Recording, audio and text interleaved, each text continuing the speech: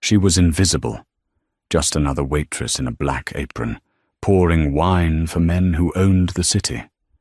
They didn't look at her. They didn't fear her. And that was their mistake. Lorenzo Moretti, the most feared Don on the East Coast, sat at table 4, seconds away from signing a deal that would cost him his empire. The papers were signed, the handshake was imminent, and $150 million was about to vanish.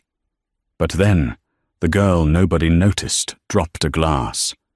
She didn't apologize in English. She leaned in, her eyes cold as ice, and whispered 5 words in a dialect that hadn't been spoken in the hills of Palermo for 60 years. "This is fake," she told the Mafia boss in perfect Sicilian. And just like that, the hunter became the prey. The restaurant was called Loro, a place where a bottle of wine cost more than most people's mortgage, and the lighting was dim enough to hide sins, but bright enough to count money. It was neutral ground for the city's elite, politicians, hedge fund managers, and men like Lorenzo Moretti. Sophia adjusted her apron, her knuckles white as she gripped the silver tray. She hated this shift. Thursday nights were always tense. The air in Loro felt heavy, charged with the kind of testosterone and danger that made the hair on her arms stand up. She kept her head down, her dark hair pulled back in a severe bun that pulled at her scalp. The manager, a sweaty, nervous man named Mr. Henderson, had been barking at the staff since 3 p.m. "Table 4 is VIP," Henderson had hissed, grabbing Sophia's arm a little too tightly earlier that evening. "Moretti, you know who that is? You drop a fork, you don't just lose your job, Sophia. You lose your future. Do you understand?" Sophia had nodded, pulling her arm away. She knew who Lorenzo Moretti was.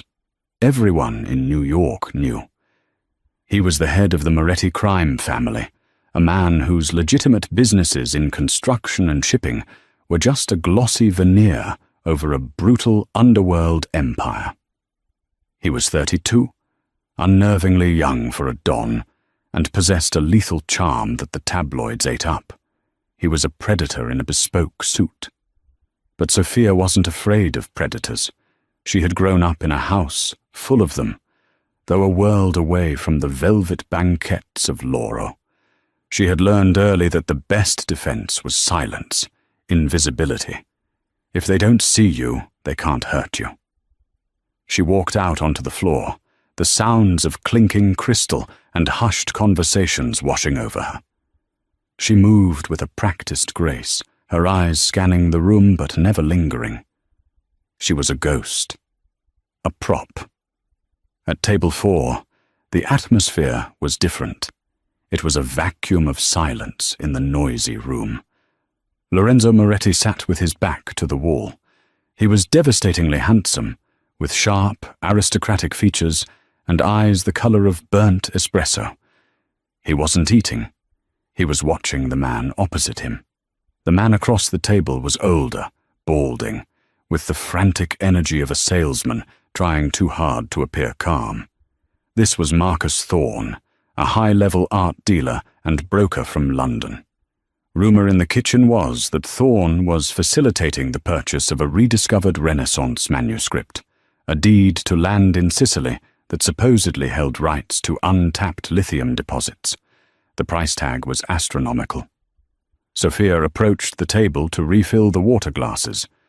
Neither man acknowledged her existence. "The provenance is impeccable, Mr. Moretti," Thorne was saying, his British accent clipped and precise. He tapped a finger on a thick, leather-bound folder resting between them.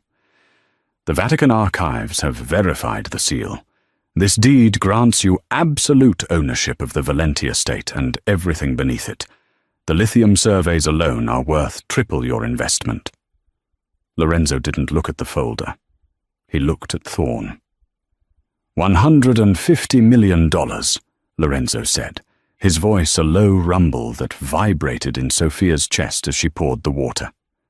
"Cash transfer. Tonight." A bargain, Thorn smiled, though beads of sweat were forming on his upper lip. For the future of energy? It's a steal. Sophia moved to Thorn's side. As she poured, her eyes darted to the open folder. She shouldn't have looked. She should have kept her eyes on the water. But the document was exposed. It was an old parchment, yellowed with age, covered in dense, flowing script. It looked ancient. It looked official.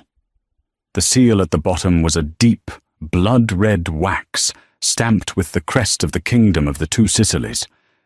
But as the water trickled into the glass, Sophia's eyes caught the text in the third paragraph.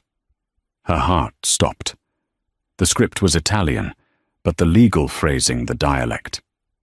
She knew it. She knew it because she had spent her childhood summers in a dusty library in Palermo, listening to her grandfather read aloud from books that smelled of earth and history. Her grandfather, a man who had fled Sicily with secrets he took to his grave, had taught her the old ways, the old tongue. She froze. The bottle hovered over the glass. The word on the parchment was ferrovia, railway.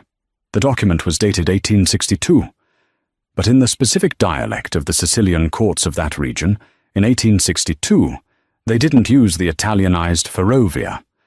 They used the borrowed French term or the specific local dialect word strada ferrata in legal texts.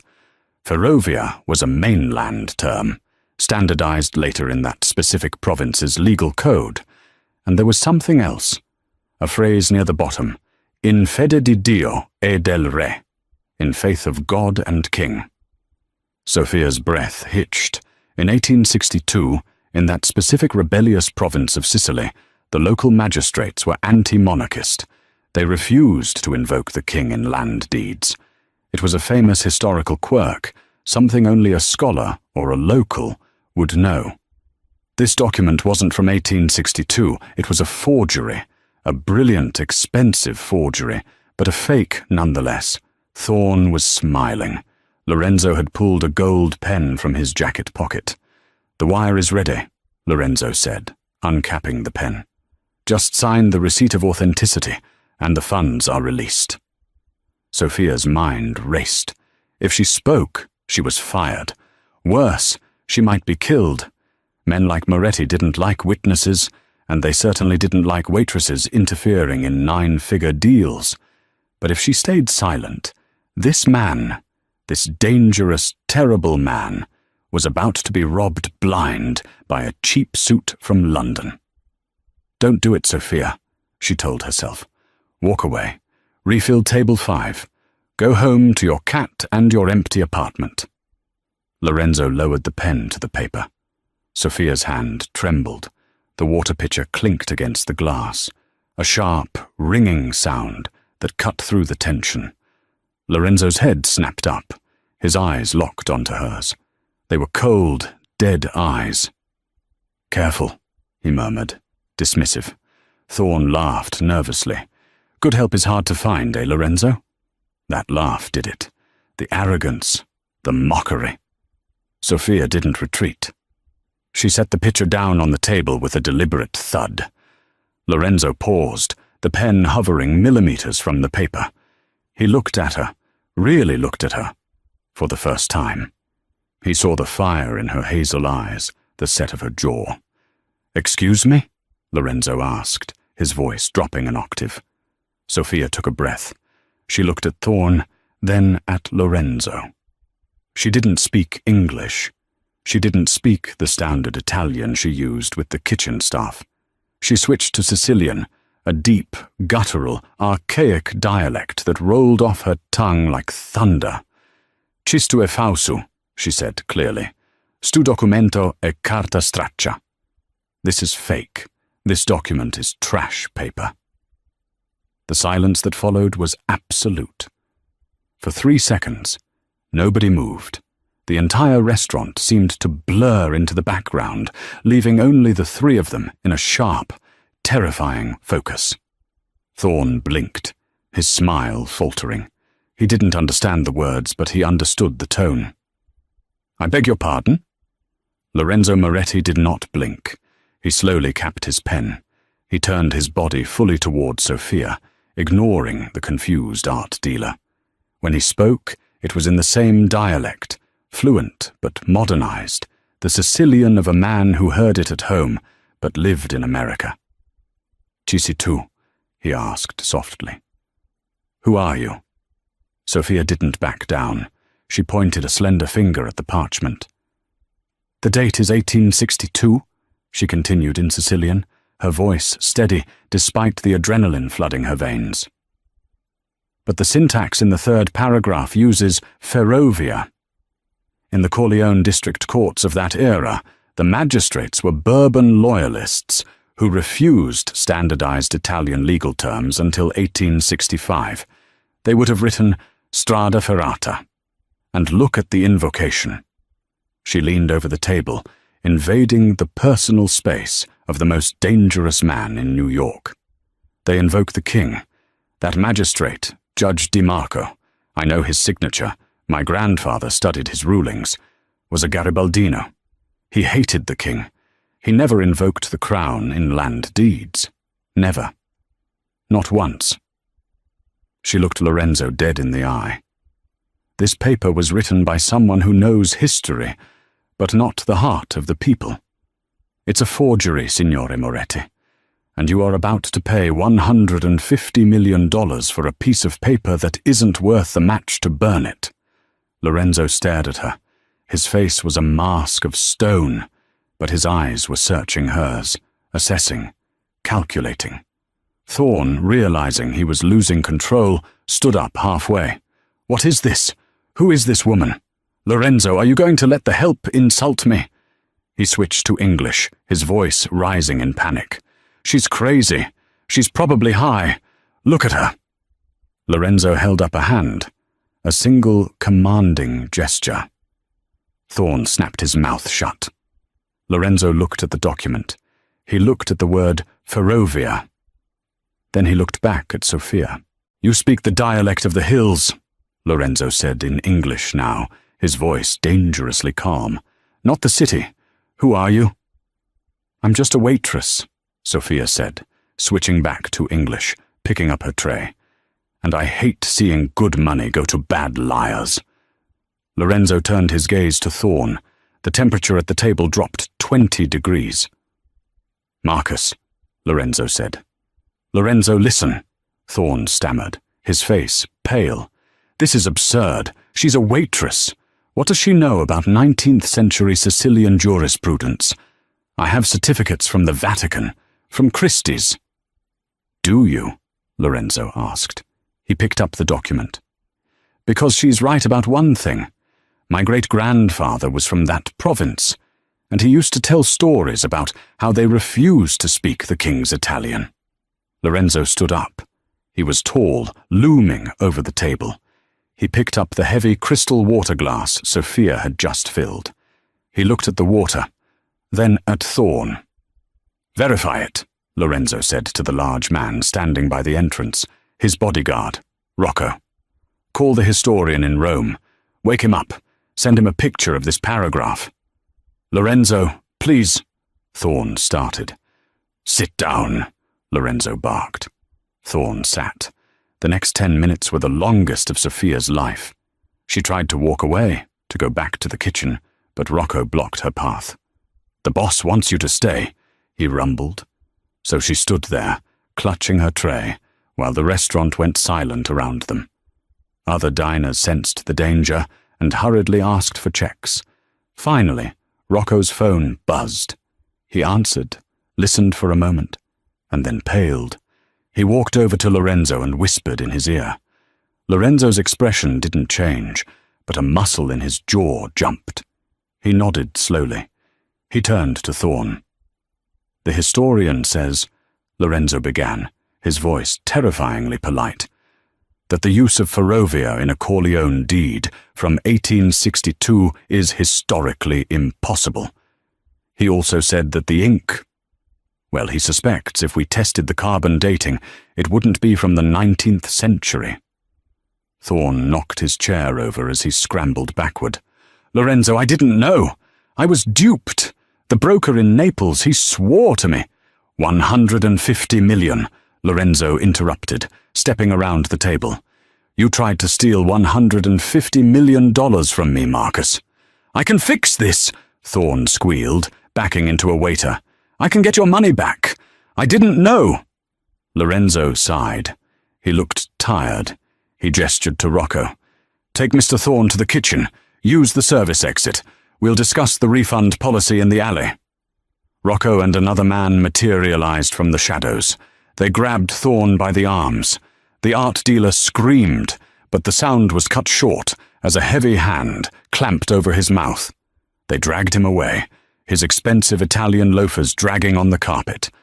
The restaurant was deathly silent. Lorenzo straightened his cuffs. He picked up the fake deed and ripped it in half, then in quarters. He dropped the confetti onto the table. Then he turned to Sophia. The adrenaline was fading, leaving Sophia shaking. She realized what she had just done. She had humiliated a business partner of the Mafia. She had witnessed a crime, or at least the prelude to one. Lorenzo stepped closer to her. He smelled of expensive cologne, tobacco, and danger. "What is your name?" he asked. "Sophia," she whispered. "Sophia," he repeated, testing the weight of the name.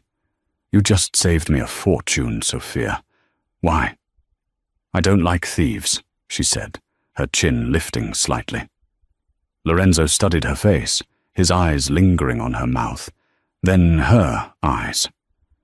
"Most people would have let me sign. They would have enjoyed watching the bad guy get ripped off." "I don't know you," Sophia said, "but I know the truth. And that paper was a lie." Lorenzo reached into his jacket pocket. For a terrifying second, Sophia thought he was reaching for a gun. Instead, he pulled out a black card made of heavy titanium. He placed it on her tray.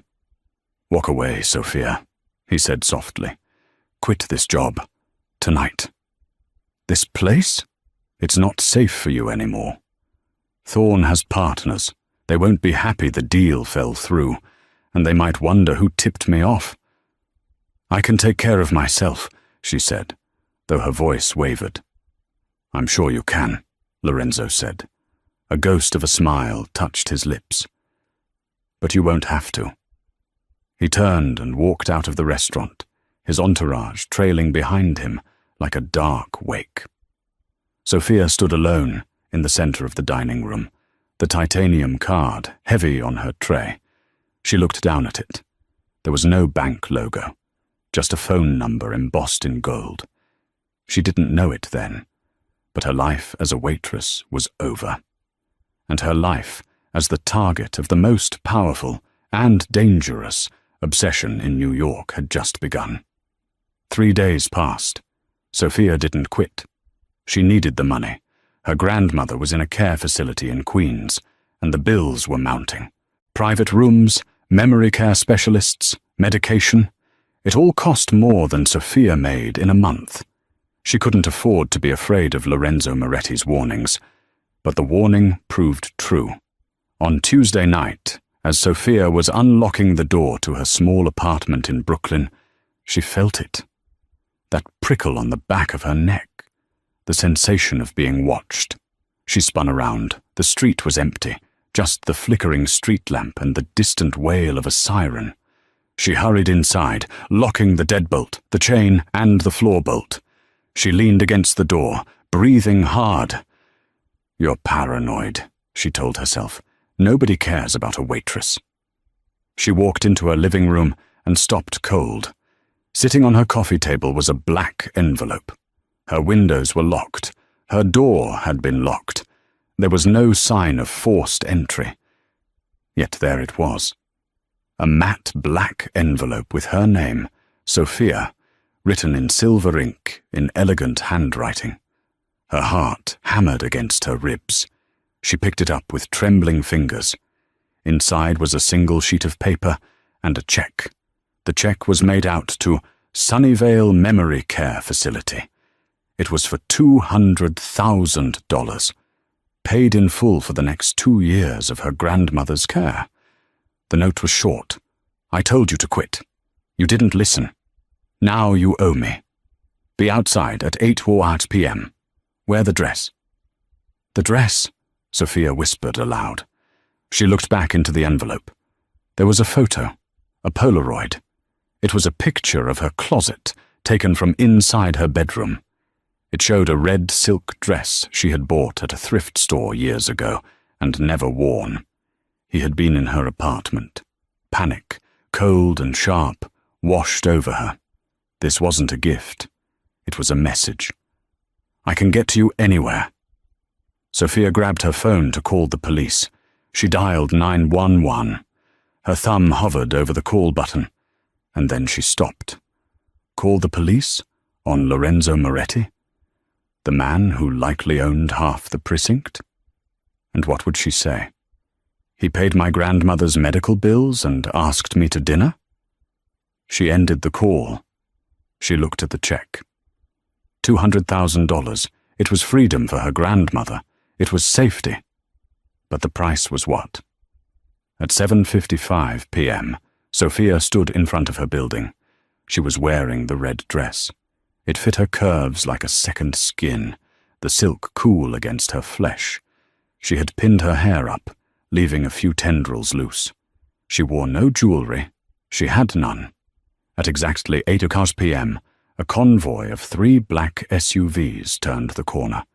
They moved silently, like sharks in dark water. The middle car, a bulletproof Cadillac Escalade, stopped right in front of her. The back door opened. Lorenzo Moretti sat inside.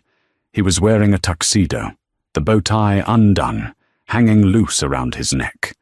He looked tired, but when he saw her, his eyes lit up with that same intense, predatory interest. You look better in red than in an apron, he said. You broke into my house, Sophia said, not moving. I had my security team ensure your apartment was secure, Lorenzo corrected, and they found it lacking. The lock on your fire escape. A child could pick it. You paid my grandmother's bills. I pay my debts, Lorenzo said. You saved me $150 million. 200,000 is a finder's fee. Get in, Sophia. Where are we going? To the opera, he said, as if it were the most normal thing in the world. And then to war. Sophia hesitated. She looked at the street, at her normal, safe, struggling life. Then she looked at Lorenzo, a man who lived in a world of fire and blood. She got in. As the heavy door thudded shut, sealing out the noise of Brooklyn, Lorenzo turned to her. Tonight, he said, his voice low, I need you to listen. I need you to translate. Because the man who tried to sell me that fake deed, he wasn't working alone, and the man behind him is someone I can't touch. Unless you help me. Why me? Sophia asked. Because, Lorenzo said, you're the only person in this city who isn't afraid to tell me the truth. The Lincoln Center was a fortress of glass and travertine, glowing against the rainy New York night like a lantern. The flashbulbs of the paparazzi erupted as the SUV pulled up to the curb, a blinding staccato of white light. Keep your head up, Lorenzo instructed, his voice devoid of the warmth he had shown in the car. Do not look at the cameras. Look at me. You are with me, which means you are untouchable. Sophia took a shaky breath. The red silk dress felt heavy now, less like a costume and more like a target. She took Lorenzo's offered arm. His muscles were tense, coiled like a spring beneath the tuxedo jacket. As they stepped out onto the red carpet, the noise was deafening. Shouted questions, the clicking of shutters, but Lorenzo moved through it like a shark parting a school of fish. Inside, the lobby of the Metropolitan Opera House was a sea of diamonds, velvet, and old money. Sophia felt the weight of 100 stares. She knew what they saw, the powerful Don Moretti and his flavor of the week. They didn't see the waitress. They didn't see the woman who could conjugate verbs in a dead dialect. "We are going to box 4, Lorenzo murmured, guiding her up the grand staircase. "The man we are meeting is Salvatore Rossi. They call him the Butcher of Bensonhurst, but to the public he is a legitimate importer of olive oil and textiles." "Why are we meeting him?" Sophia whispered. "Because Rossi is the one who hired Thorne," Lorenzo said, his eyes scanning the balcony. "The fake deed was his play. He wanted me to spend $150 million on paper so that my liquidity would drop. If my cash reserves are low, I cannot bid on the contract for the New Jersey Port Authority next week. Rossi wants the ports." "So it was a trap," Sophia realized. "A very expensive trap, and you broke it." Lorenzo stopped at the velvet curtain of the private box. He turned to her, his expression intense. "Rossi doesn't know you. He will assume you are just eye candy, a distraction. I need you to be invisible, Sophia. Listen to him. Not just his words, but the way he speaks. Rossi is Neapolitan, but he tries to sound Roman. When he gets angry or when he lies, he slips. I need to know who he is working with in Italy. Thorne was just the delivery boy. I need the supplier." They entered the box. Salvatore Rossi was already there, seated in the shadows. He was a massive man, his neck thick with muscle, wearing a suit that cost more than Sophia's childhood home. He didn't stand up. He was peeling an orange with a small, sharp fruit knife, the rind falling in a long, continuous spiral. "Lorenzo," Rossi grunted, popping a segment of orange into his mouth. "I didn't think you'd make it. Heard you had some trouble with an investment earlier this week." "No trouble, Sal," Lorenzo said smoothly, pulling out a chair for Sophia. "Just due diligence. We found the provenance lacking." Rossi's eyes flicked to Sophia. They were black, shark-like eyes that stripped her bare. "And who is this? I didn't know you were bringing dessert." "Sophia," Lorenzo said. "She's with me." "Nice dress," Rossi sneered. He switched to a rapid, slur-heavy Italian dialect, assuming Sophia wouldn't understand. "She looks expensive, Lorenzo. But does she have a brain, or just legs?" Sophia didn't flinch. She stared blankly ahead at the stage where the orchestra was tuning up. Lorenzo replied in standard Italian, calm and polite. "She is company, Salvatore. Let's discuss the ports." The opera began, Tosca. The music swelled, filling the cavernous hall, but the real drama was in the box. For an hour, the two men traded veiled threats masked as business banter. They spoke of shipping lanes and union troubles, but Sophia knew they were talking about smuggling routes and hits. She sat perfectly still, sipping champagne she didn't want, letting her eyes glaze over. But her ears were sharp. She listened to Rossi's cadence. Lorenzo was right. He was forcing a refined accent, but underneath there was the rough, street-level slang of the Naples slums. Then, during the second act, Rossi's phone buzzed. He glanced at it, frowned, and typed a quick reply. He muttered something under his breath as he hit send. It was barely a whisper. Maybe 3 words. "Il gufo vola."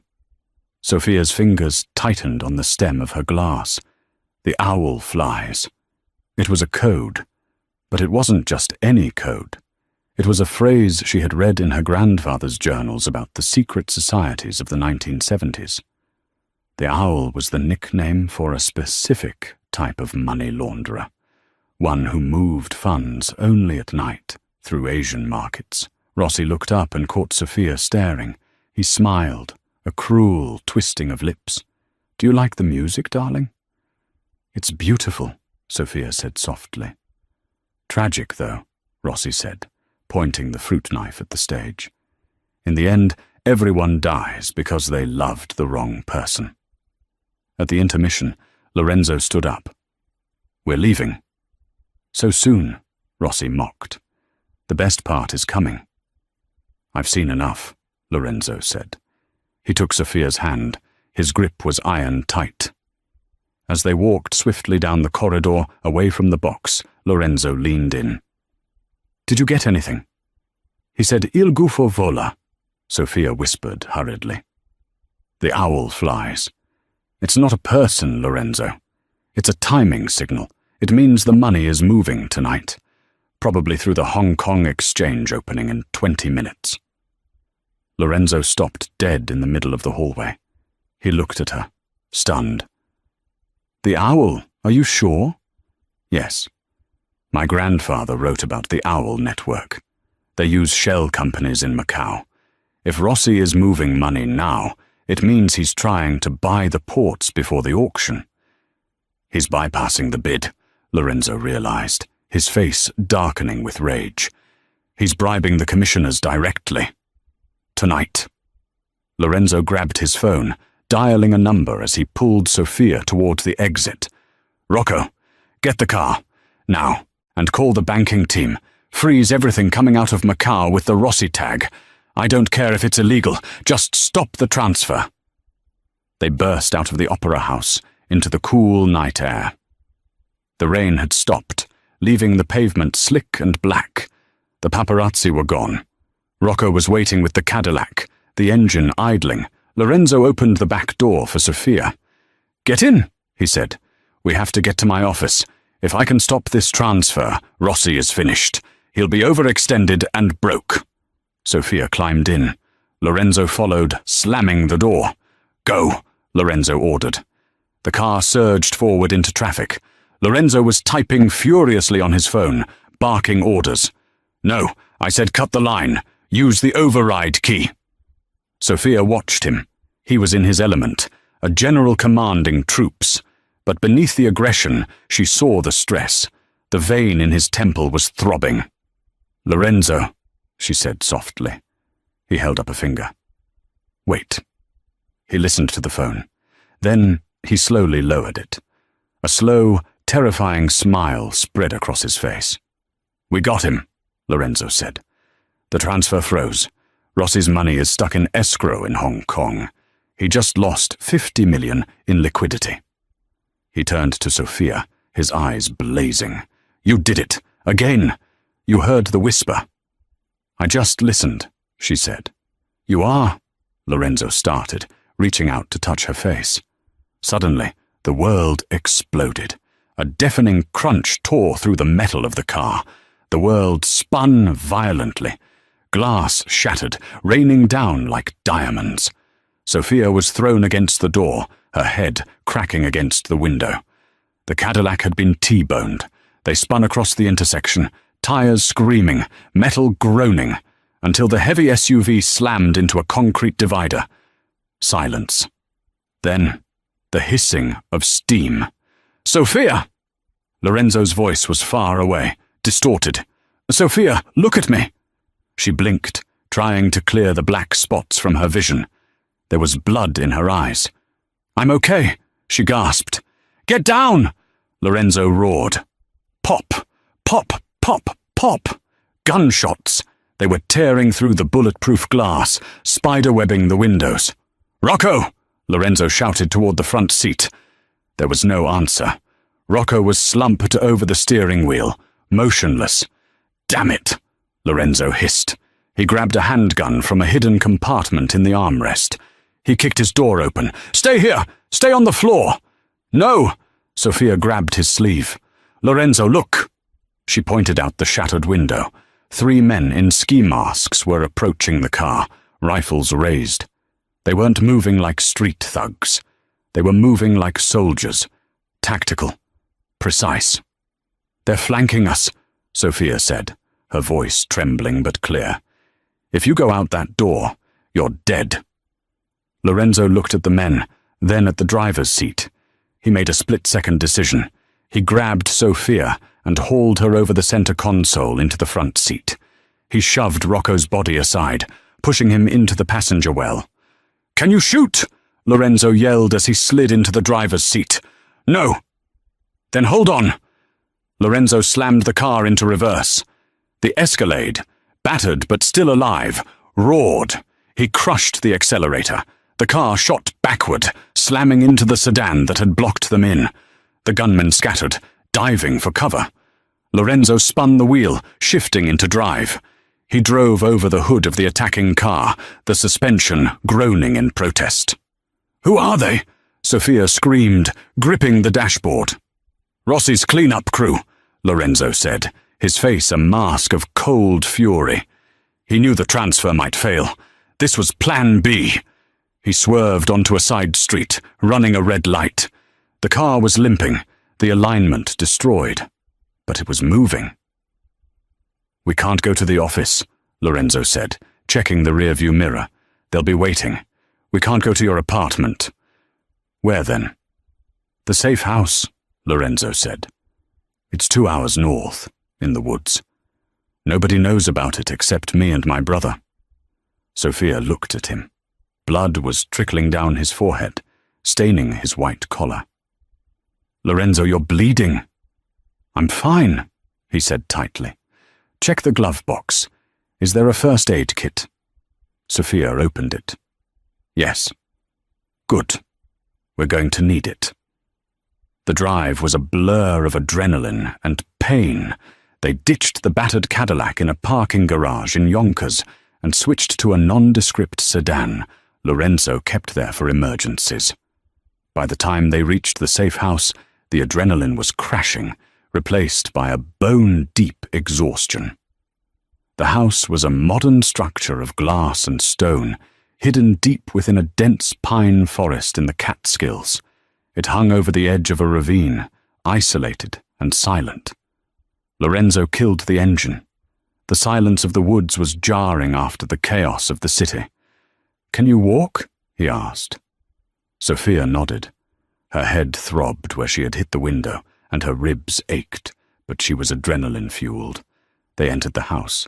It was cold inside. Lorenzo disarmed the security system and turned on the lights. The interior was stark, minimalist luxury. White leather couches, a fireplace, floor-to-ceiling windows looking out into the darkness. Lorenzo collapsed onto the sofa. He dropped the gun on the coffee table and leaned his head back, closing his eyes. "Get the kit," he murmured. Sofia found the bathroom, grabbed the first aid supplies, and returned. She knelt beside him. Up close, he looked worse. The cut on his forehead was deep, and his shirt was soaked with blood on the shoulder. "Take off your jacket," she said, her voice steady. She was surprised by her own calmness. It was the waitress in her, the part of her used to cleaning up messes, used to dealing with drunks and accidents. Lorenzo hissed in pain as he peeled off the tuxedo jacket. The white shirt underneath was ruined. A bullet had grazed his deltoid. It wasn't deep, but it was messy. "It needs stitches," Sofia said, examining the wound. "Do it," Lorenzo said. He watched her face. "You're not shaking." "I'm terrified," Sofia said, pouring antiseptic over the wound. "But shaking won't help you." "You're remarkable," Lorenzo whispered. Sofia looked up. Their faces were inches apart, the smell of copper blood and antiseptic mixed with his cologne. "Why me?" she asked again, threading the needle. "There are 1,000 translators in New York. Why did you drag me into this?" Lorenzo didn't answer immediately. He winced as the needle pierced his skin. "Because you noticed the word Ferrovia," he said finally. "Do you know how rare that is? To know the history of the land deeds of Corleone? My grandfather taught me." "Who was your grandfather?" Lorenzo asked. Antonio Russo." Lorenzo froze. He grabbed her wrist, stopping the needle. "Antonio Russo," Lorenzo repeated, his eyes widening. "The scholar from Palermo? The one who disappeared in 1984? "Yes," Sofia said, confused. "He was a librarian. He fled because of the Mafia wars." Lorenzo laughed. It was a dark, humorless sound. He let go of her wrist and leaned back. "He wasn't a librarian, Sofia. He was the keeper." "The what?" "The keeper of the registry," Lorenzo explained. In Sicily, the families have fought over land for centuries. The deeds, the borders, they are constantly forged, stolen, altered. But there was one man, one family, tasked with keeping the true records, the originals, the golden ledger. Your grandfather was the keeper. He fled because everyone wanted the book. Sophia sat back on her heels, the needle dangling from her hand. He never told me that. He just loved books. He was protecting you, Lorenzo said. Don't you see? That fake deed Rossi tried to pass. He didn't just pick a random plot of land. He picked the Valenti estate. That estate is the key to the lithium deposits, yes. But historically, it's the land that controls the water rights for the entire province. Lorenzo looked at her with a new intensity. Rossi tried to fake it, because the original deed is missing. Everyone thinks it was lost.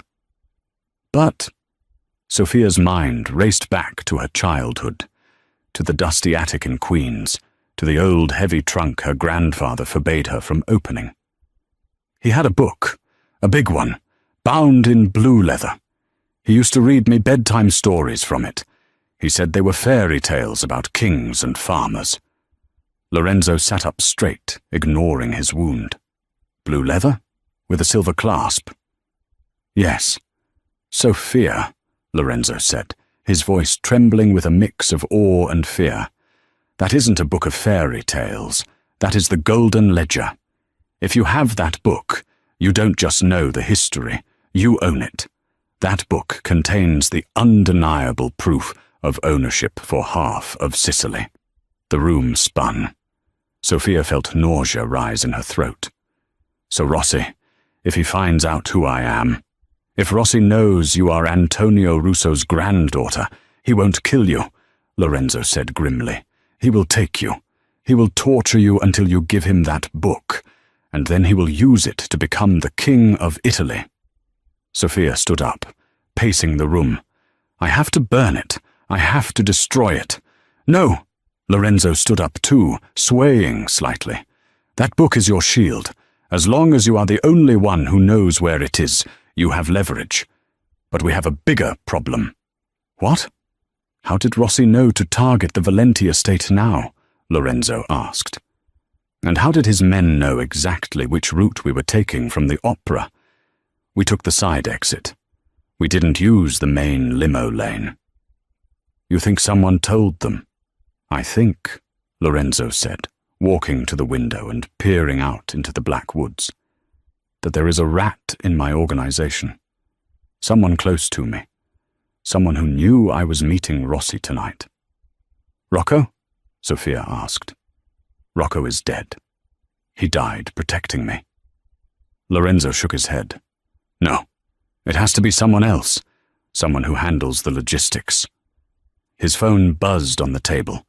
Lorenzo picked it up. He stared at the screen. It's my brother, Lorenzo said.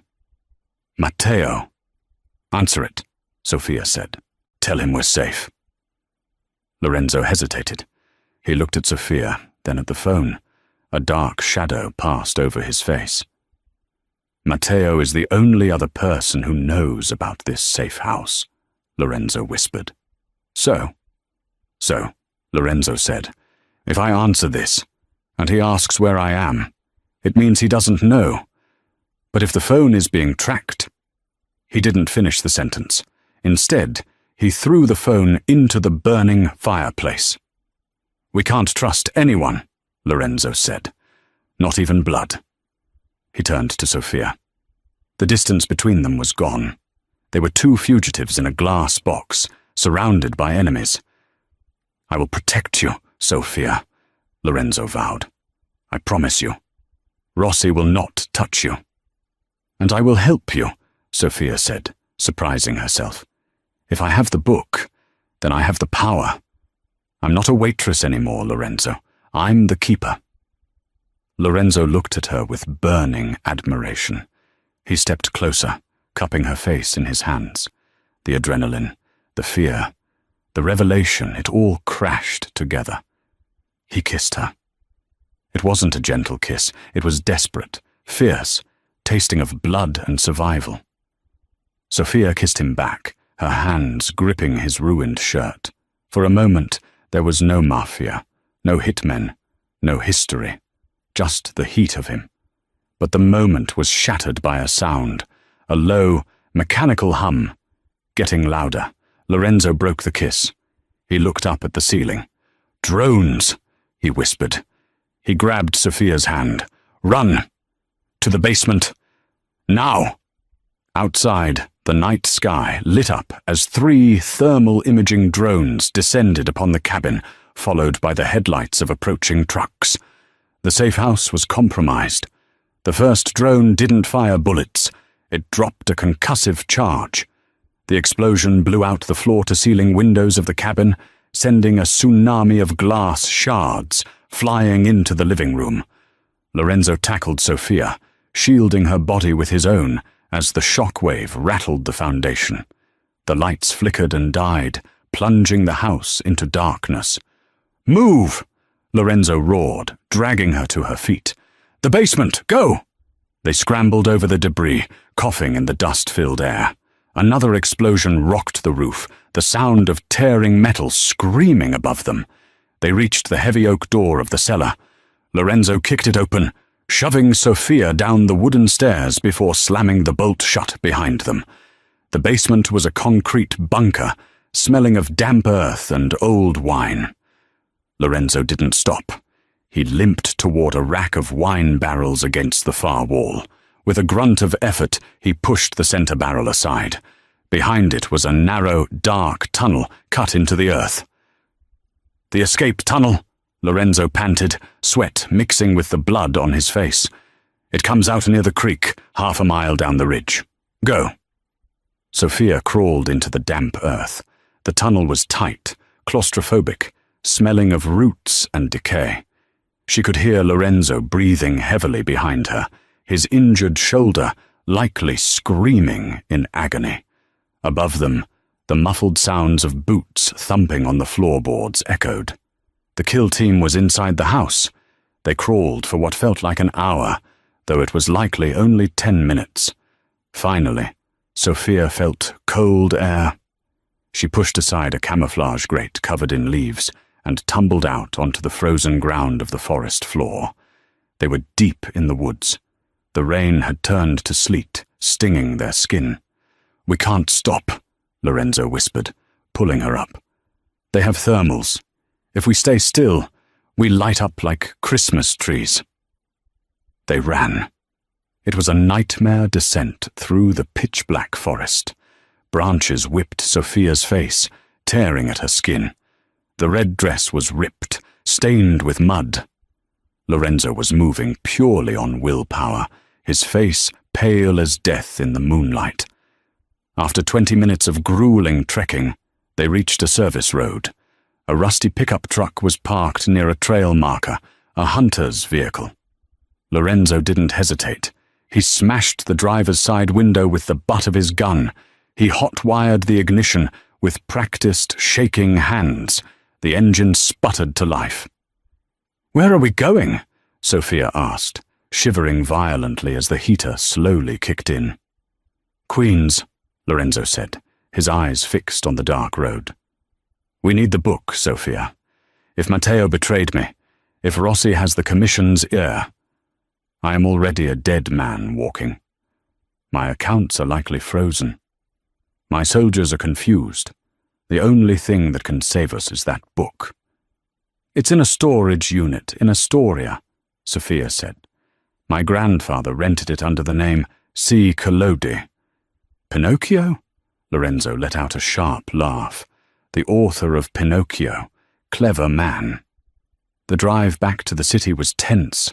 Lorenzo used back roads, avoiding the tolls and cameras of the bridges. He bled through the bandage Sophia had improvised, but he refused to stop. "Tell me about Matteo," Sophia said softly, watching the city skyline appear in the distance. "He's my younger brother," Lorenzo said, his voice hollow. "I raised him. Our father died when he was 10. I gave him everything, the construction contracts, the shipping lanes in Jersey. But it was never enough. He always wanted the chair. He always wanted to be the Don. Do you think he's working with Rossi? I think Rossi promised him the crown, Lorenzo said. But Rossi is a snake. He'll kill Matteo the moment I'm dead. They arrived in Astoria at 3 a.m. The storage facility was a grim, concrete block surrounded by barbed wire. Lorenzo parked the truck in the shadows of an alleyway. Stay here, Lorenzo said. I'll clear the perimeter. No, Sophia said, opening her door. The unit has a dual key system. You need me. They moved silently through the rows of orange metal doors. Unit 402. Sophia's hands trembled as she punched in the code. 1860, the year of the unification of Italy. The lock clicked green. She rolled up the metal door. The unit was filled with old furniture, boxes of clothes, and dust. In the center sat the blue trunk. Sophia rushed to it. She undid the latches. There it was, the golden ledger. It was massive, bound in cracked blue leather, the silver clasp, tarnished but intact. It looked like something out of a cathedral. Lorenzo stared at it with reverence. The Libro d'Oro, he whispered. The myth is real. Sophia picked it up. It was heavy, smelling of centuries of parchment and ink. We have it, she said. Now what? Now, Lorenzo said, pulling out a burner phone he had taken from the safe house. We call a meeting. We summon the commission. And we end this. He dialed a number. This is Lorenzo Moretti, he said into the phone, his voice regaining the iron command of a Don. I invoke La Tavola. The table. Yes, tonight. At the Church of Our Lady of Mount Carmel. Tell Rossi to be there. Tell him I'm coming to surrender. He hung up and looked at Sophia. Surrender? She asked. That's what they think, Lorenzo said. We're walking into the lion's den, Sophia, and you are going to be the one to close the jaws. The Church of Our Lady of Mount Carmel in the Bronx was neutral ground. It was a towering Gothic structure, filled with shadows and the scent of incense. At 5 a.m. the pews were empty of the faithful, but filled with the wolves of New York. The heads of the 5 families were there, old men in expensive coats, sitting silently in the front rows. They were the jury. Salvatore Rossi stood at the altar, looking triumphant. He wore a fresh suit, a white rose in his lapel. Standing next to him, looking down at his shoes, was Matteo Moretti. Lorenzo pushed open the heavy oak doors. He walked down the center aisle, limping slightly, but his head held high. He wore a borrowed trench coat over his bloodied shirt. Sophia walked beside him. She still wore the ruined red dress, covered by a leather jacket Lorenzo had found in the truck. She clutched the heavy blue book to her chest like a shield. The silence in the church was absolute. Lorenzo! Rossi's voice boomed, echoing off the vaulted ceiling. You look terrible. I see you brought the waitress. Is she here to take our drink orders? A ripple of laughter went through the pews. I am here, Lorenzo said, stopping at the foot of the altar, to address a grievance. You attacked me. You tried to steal from me, and you corrupted my blood. He looked at Matteo. Matteo didn't look up. Business is business, Lorenzo. Rossi shrugged. You were weak. You let a woman interfere in our deal. The commission agrees. You are unfit to lead. Surrender your territories, and I will let you live. You can move to Florida. Retire. And the girl? Lorenzo asked. The girl comes with me. Rossi smiled. She has a sharp tongue. I want to see if I can tame it. Lorenzo looked at the old men in the pews. Is this the will of the table? You side with a man who forges deeds? A man who lies about his history? History is written by the victors, an old Don in the front row croaked. Sign the papers, Lorenzo. It's over. Lorenzo turned to Sophia. Read it. Sophia stepped forward. She placed the golden ledger on the marble lectern, right next to the Bible. The sound of the heavy book hitting the stone echoed like a gunshot. She opened the silver clasp. The pages rustled. "Who is this?" Rossi demanded, stepping forward. "Get her away from the altar." "I am Sophia Russo," she declared, her voice strong, projecting to the back of the church. "Granddaughter of Antonio Russo, the keeper of the registry." The name sucked the air out of the room. The old Don sat up straighter. They knew the name. "That book," the old Don whispered. "This book," Sophia said, "contains the original land grants of the Kingdom of the Two Sicilies, dated from 1800 to 1890. It records every transfer, every sale, and every birthright." She flipped the pages, the parchment, crackling. She found the entry she needed. "Salvatore Rossi," she read. "You claim your family comes from the nobility of Naples. You claim the title of Don by blood." She looked up at him. "But here, in the census of 1874, the Rossi family of your district is listed. Your great-grandfather was not a landowner. He was an informant for the Piedmontese police, a Spiro." The word hung in the air. Spiro. Copper rat. In the Mafia there is no greater insult. To be descended from a rat is to be unclean. The room erupted in murmurs. "She lies!" Rossi screamed, his face turning purple. "She's reading a fairy tale." "It is signed," Sophia continued, "by the Bishop of Palermo. And," she turned the page, "regarding the Valenti estate you tried to sell Lorenzo. You don't own it. The deed belongs to the Orfanotrofio di Santa Lucia, the orphanage. You stole land from orphans, and the church, Salvatore." She looked at the Dons. "He is not a man of honor. He is a thief who steals from God and descends from police informants." The mood in the room shifted instantly. The Dons looked at Rossi with disgust. Lineage was everything. Religion was everything. Rossi had violated both. "Kill her!" Rossi shrieked, pulling a gun from his waistband. "Matteo! Kill her!" Matteo looked at Rossi. Then he looked at Lorenzo. He looked at the brother who had raised him, and the man who was currently pointing a gun at a woman holding a holy book. Matteo's hand moved. He drew his weapon, but he didn't aim at Sophia. Bang! The shot deafened them. Salvatore Rossi looked down at his chest. A red flower bloomed on his white shirt. He looked at Matteo in shock. "You!" Rossi gurgled. He collapsed backward onto the altar steps, dead before he hit the marble. Matteo dropped his gun. He fell to his knees, sobbing. "I'm sorry, Enzo.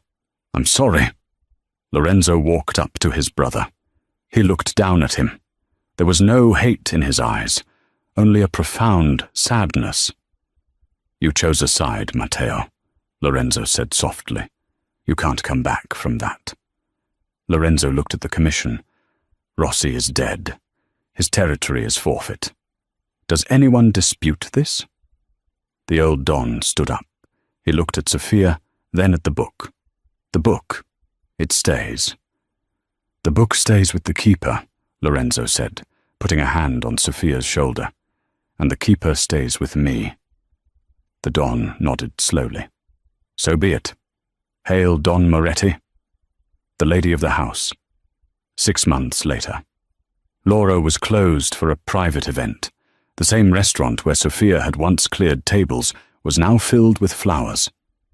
Sophia sat at table 4, the same table where her life had changed. She wasn't wearing an apron. She was wearing a white silk gown, a diamond ring on her finger that cost more than the restaurant itself. Lorenzo sat opposite her. The scar on his forehead had faded to a thin white line. He looked relaxed, younger.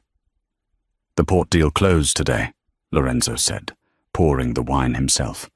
"Legally. No bribes. Just good business." "And the lithium?" Sophia asked, swirling her glass. "We donated the land to the church, as the book required," Lorenzo smiled. But the construction contracts to build the orphanage? Those went to Moretti Construction. A fair trade. Sophia smiled. She reached into her purse and pulled out a small, leather-bound notebook. Not the golden ledger. That was hidden in a vault in Zurich now, but a new one. I found a discrepancy in the shipping logs for the container ships, she said, sliding the notebook to him. Your captain in Jersey is skimming off the top. He's using the fuel surcharge code. Lorenzo took the notebook. He looked at her with that same intense admiration he had shown in the cabin. You learned the dialect of the business fast, he said. I had a good teacher, she replied. I need a new consigliere, Lorenzo said, his voice low. Matteo's spot is still empty. Matteo was in exile, managing a small casino in darkest Nevada, alive but banished. I'm not a consigliere, Lorenzo, Sophia said, leaning across the table. She took his hand. I'm the keeper. I tell you what is real and what is fake, and everything else is ours, she whispered. Lorenzo kissed her hand. In fede di Dio e del Re, he quoted the old deed. In faith of God and King. No, Sophia corrected him, her eyes sparkling. In faith of the Queen. And that is how a waitress with a sharp eye and a forgotten language brought down an empire and built a new one. Sophia didn't just save Lorenzo Moretti from a scam, she saved him from losing his legacy. In a world of fakes, forgeries, and lies, she was the only thing that was real. What would you do if you saw a crime happening at your job? Would you stay silent like everyone else, or would you speak up and risk it all?